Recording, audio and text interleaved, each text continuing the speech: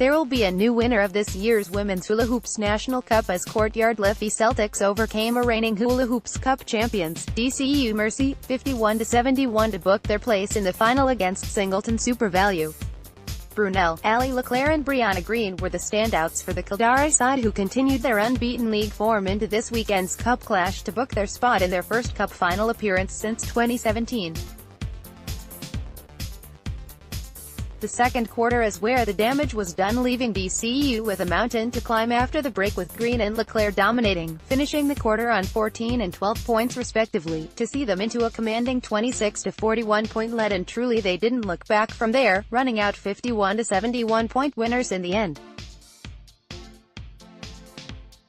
Speaking afterwards, Liffey Celtics Anya O'Connor said, "We're absolutely thrilled.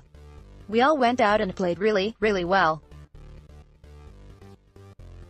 I know we were undefeated coming into today, but there's a lot of pressure on the cup and on this game, so now we're really looking forward to Brunell in the final. Last year we were very disappointed. We lost to DCU in the first round in a close game, so we're really looking forward to it now." In the Men's National Cup, Kieran Rowe was the name on everyone's lips, after a stunning 34-point display from the Irish international saw him send his Kildare side home to a 76-70 point win over Garvey's Tralee Warriors. Kildare dominated the early exchanges, driving into a 29-13 point lead by the end of the first, and were still looking comfortable at halftime, up 43-32.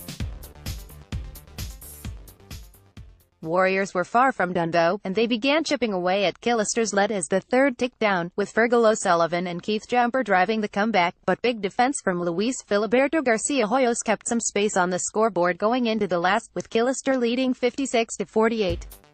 Quarter 4 was truly the story of the point guards, with Paul Dick lighting up the court for Tralee, pulling his team back into the game bit by bit, and with 7 points in a row from the Tralee talisman, the game was back in the melting pot. A huge stop from Hoyos with 22 seconds to go had the crowd on its feet, but a steal and score from Warriors set it at a 2-point game with just under 15 seconds to go. Kieran Rowe stepped up to the challenge though, and, with ice in his veins, sent Kildare home to glory with superb shooting from the free throw line at the death.